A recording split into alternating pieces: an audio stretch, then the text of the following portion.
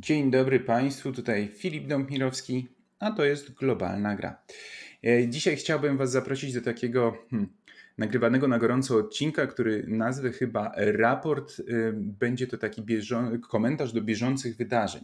One jeszcze się toczą i chciałbym tutaj Wam dać po prostu taką wstępną ocenę tego, co się dzieje, ale jeszcze bez definitywnych konkluzji. Myślę, że taką formułę będę co jakiś czas powtarzał, jeśli po prostu będzie ku temu okazja. Postaram się, żeby to był maksymalnie krótki materiał, możliwie nasycony wiedzą. Ok, zaczynamy. Mam nadzieję, że się zmieszczę w 10 minut. Jedziemy. Otóż mamy 12 marca około południa.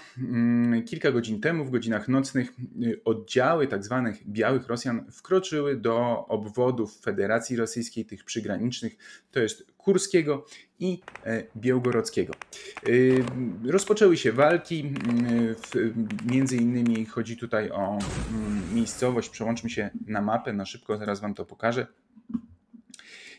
Miejscowości tutaj mamy taką wioseczkę Łozowaja Rudka pod Białgorodem. Mamy także doniesienia z walk tutaj w rejonie Szebiekina oraz jeszcze pod Kurskiem walki toczą się w miejscowości Tetkino.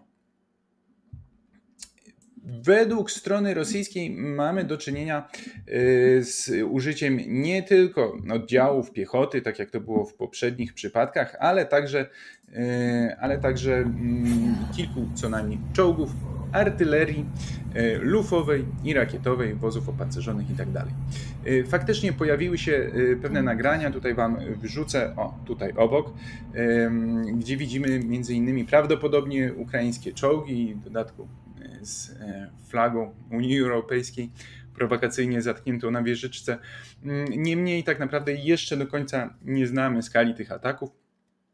Legion Wolność Rosji, ta Swoboda Rosji, znany nam z poprzednich rajdów na teren Federacji Rosyjskiej, wyemitował takie nagranie, w którym, mówiąc w skrócie, informuje Rosjan, że jak zawsze przychodzi walczyć z putinizmem i wziąć udział w wyborach. Pamiętajmy, że do wyborów prezydenckich zostało 5 dni. W zasadzie są to wybory na Putina, ponieważ tam rzeczywistych kontrkandydatów nie ma. Ten rajd jak na razie, bo być może dojdzie do zajęcia jakiejś miejscowości na dłuższy czas, na razie jest to, z tego co można wnioskować, jedynie kolejny rajd. On zbiegł się w czasie jeszcze z innym wydarzeniem, to jest takim dużym atakiem ukraińskich dronów na teren Federacji Rosyjskiej, na infrastrukturę krytyczną kraju. Było to co najmniej kilkadziesiąt dronów, alarmy lotnicze i eksplozje słychać było m.in. w Moskwie, w Sankt Petersburgu, w Tule, Kursku, Woroneżu, Białgorodzie, a także w Niżnym Nowogrodzie, który leży aż 800 kilometrów od granicy z Ukrainą i bodaj jeszcze w Taganrogu. To jest z kolei w przeciwnym kierunku, niedaleko Rostowa nad Donem. Te wszystkie ataki, one zostały odnotowane. Oczywiście Rosjanie powiedzieli, że większość dronów została strącona, natomiast przynajmniej kilka z materiałów już dostępnych świadczy o tym, że drony sięgnęły celu. W Sankt Petersburgu spadły niedaleko elektrociepłowni. Prawdopodobnie same elektrociepłowni nie uszkodziły, natomiast płoną tam jakieś magazyny przemysłowe w jej bezpośrednim sąsiedztwie, ale już dla przykładu w mieście Orzeł doszło do skutecznego porażenia składu paliw, a z kolei w Niżnym Nowogrodzie, a w zasadzie pod tym miastem, porażona została rafineria firmy Łukoil i jest to jedna z większych tego typu instalacji w całej Federacji Rosyjskiej. Ta rafineria produkuje między 15 a 17 milionów ton produktów naftowych rocznie. I sądząc po nagraniach, to uszkodzenie jest poważne. Oczywiście pamiętajmy też, że te naloty, te zniszczenia w infrastrukturze krytycznej rosyjskiej, w tych przemyśle naftowym, no one nie mają tylko wymiaru propagandowego, ale także jak najbardziej fizyczny, materialny. Otóż już rosyjski eksport w tym roku spadł o między 30, bodaj a 40% nawet.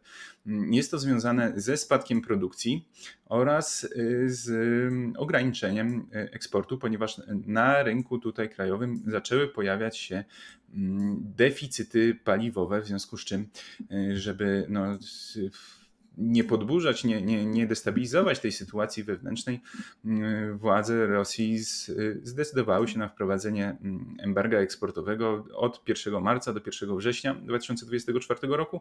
Eksportowane jest paliwo wyłącznie do krajów Wspólnoty Niepodległych Państw, czyli tych dawnej sowieckiej strefy wpływów. No ale sama produkcja, ponieważ drony atakują mniej więcej rafinerie, które odpowiadają za nawet chyba 1/3 produkcji krajowej. W związku z tym ta produkcja także spadła.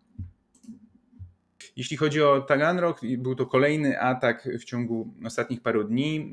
Tam celem jest taki zakład naprawczych samolotów.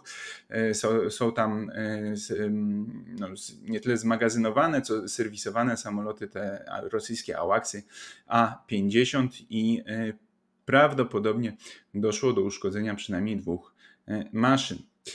Jednocześnie tym wszystkim atakom i na infrastrukturę krytyczną oraz na fizycznie atakom na terytorium Federacji Rosyjskiej, wkroczeniu tych wojsk, towarzyszyły ataki hakerskie, wyłączenia prądu, czyli porażenie sieci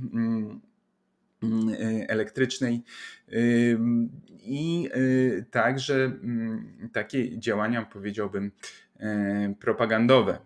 Czyli cała ta obudowa w sposób znany nam z zeszłego roku została uruchomiona, wdrożona i cóż, i myślę, że przez kilka następnych dni takie obrazy będą do nas płynąć. O co chodzi? No oczywiście tak jak powiedziałem na początku, zbliżające się wybory prezydenckie. Chodzi o to, żeby złamać tą zwycięską percepcję, jaką propaganda rosyjska buduje, że Putin kontroluje sytuację, że wojna zmierza we właściwym kierunku, a Ukraina chyli się ku upadkowi.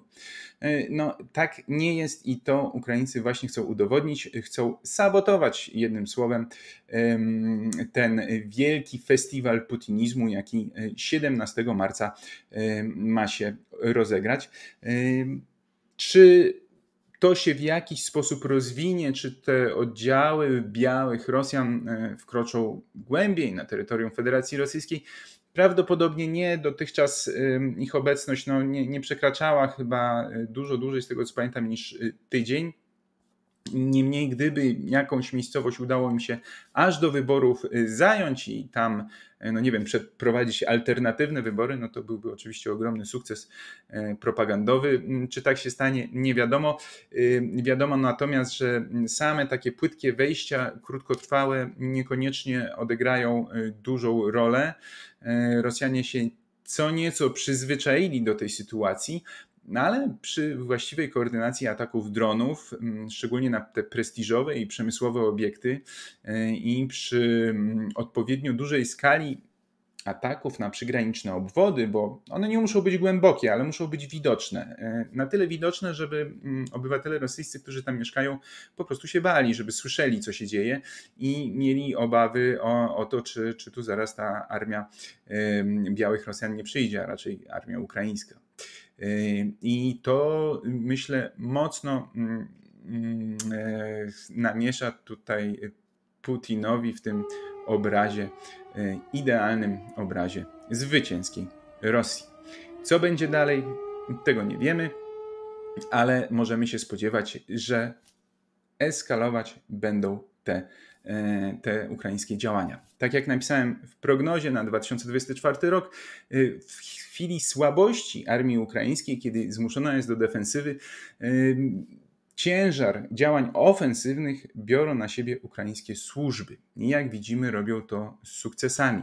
Myślę, że będziemy obserwować, co zresztą Kiryło Budanow zapowiada, kolejne wkroczenia na terytorium Krymu, kolejne ataki na flotę czarnomorską, na porty, na lotniska i tym podobne.